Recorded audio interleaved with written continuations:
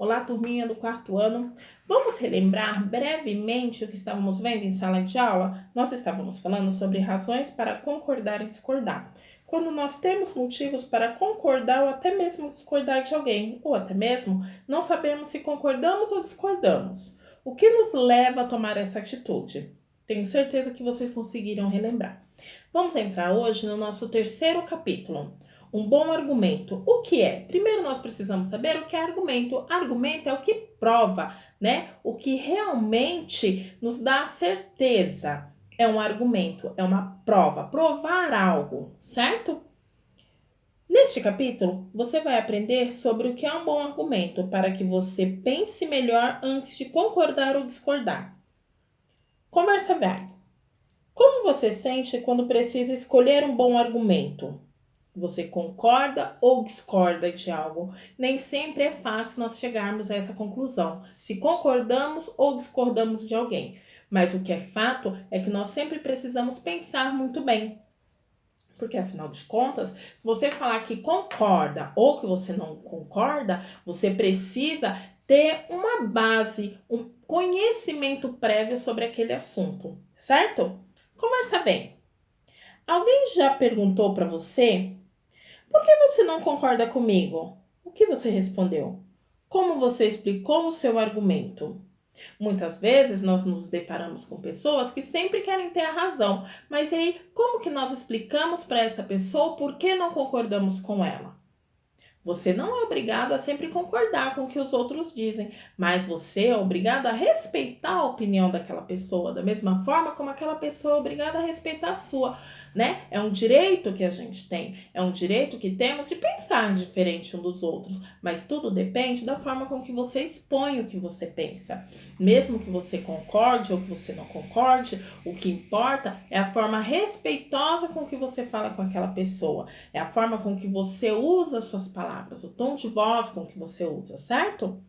Um bom argumento. O que seria um bom argumento? Um bom argumento seria aquele que nos dá a possibilidade de entender o que o outro está falando. Na página 303, nós temos aí um textinho bem pequenininho, não se esqueçam de ler, tá? E também temos a atividade de mão na massa.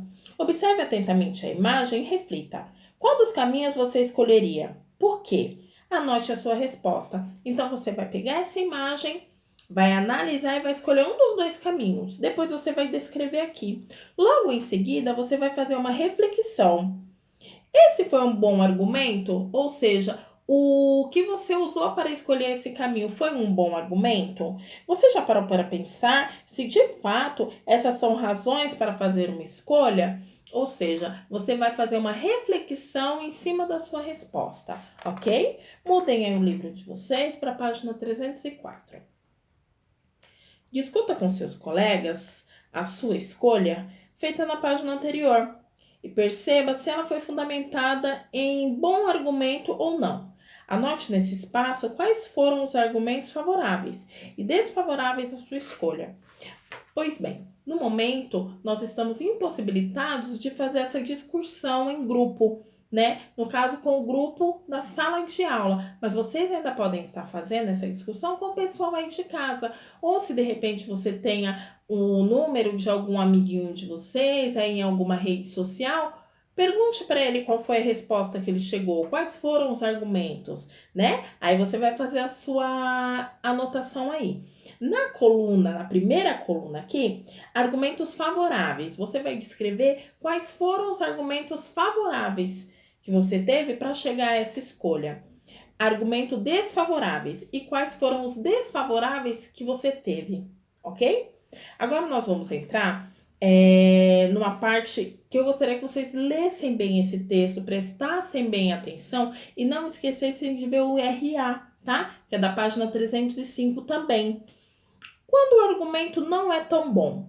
Quando o argumento não é tão bom, ele corre o perigo, né, de ser destruído, da pessoa entender outra coisa. E nós damos o nome disso de falácias lógicas, tá? Mas primeiro você precisa entender o que é falácia. Falácia é um discurso falso, né? Um discurso que não passa a verdade, um argumento sem fundamento. Então, a falácia ela não passa a verdade, ela não é certa. ok? Eu vou ler só um trechinho de cada tipo de falácia que nós temos aqui, mas é essencial que você faça a leitura do texto todo aí em casa, tá certo?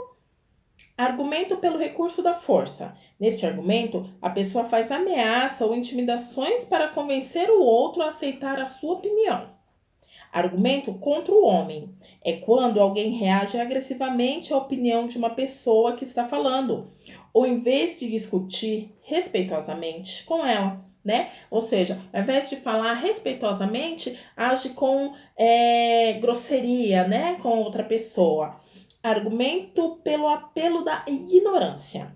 Neste caso, dizem que uma opinião é falsa só porque não conseguiram provar que ela é verdadeira. Ou seja, se não conseguiu provar que é verdadeira, é fácil, é falso. Não, não é verdade, não é verdade, não é um apelo à ignorância. A ignorância é de não saber a verdade. Argumento pelo apelo à piedade. É quando alguém tenta comover a pessoa com a qual está conversando, em vez de apresentar argumentos consistentes, ou seja, ao invés de dar uma prova concreta, né, começa a fazer um apelo, quer comover a pessoa, né, já parte para outro lado, né? Argumento pelo recurso à autoridade. Neste caso, o argumento, a pessoa diz que a sua opinião é boa, é correta, porque alguém famoso disse a mesma coisa. Ou seja, não, é verdade porque o artista tal falou que é. Não, não é só porque o artista tal falou que é. Né? Tem que ter um embasamento realmente. Não importa se foi, como eu brinco, né? Não importa se foi Chico ou Francisco. O importa é que é verdade o fato. Correto? Argumento pelo apelo ao povo.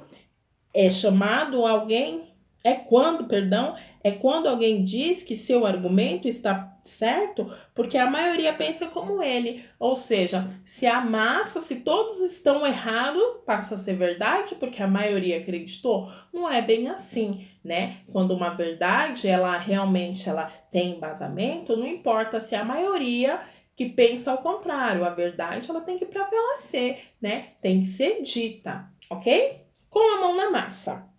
Preencha a cruzadinha com o tipo de argumento falacioso correto. Antes disso aí, tem com a lupa na mão. Você pode fazer uma pesquisinha, você faz uma pequena pesquisa para ver outros tipos de falácias lógicas, tá? Para você aprender um pouquinho mais. Isso é para você aprofundar o seu conhecimento. E lá embaixo na mão na massa, você vai fazer a cruzadinha. Então, você vai ler. Aí, no caso aqui, o número 1, você vai ler o que está pedindo e vai descobrir argumento contra o. Vai procurar aqui e vai ver qual se encaixa melhor nessa descrição que teve aí. Essa foi a nossa primeira aula online de filosofia. Um beijo, espero que todos estejam bem e se cuidando. Logo, logo estaremos de volta às salas de aula. Até mais!